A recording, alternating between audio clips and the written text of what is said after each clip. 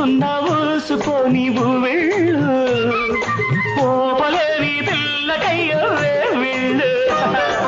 పాలు లేదు చూలు లేదు కొడుకు పేరు సోమలింగం ఆదిలోనే పారసాల చేసుకోవ సీమంతం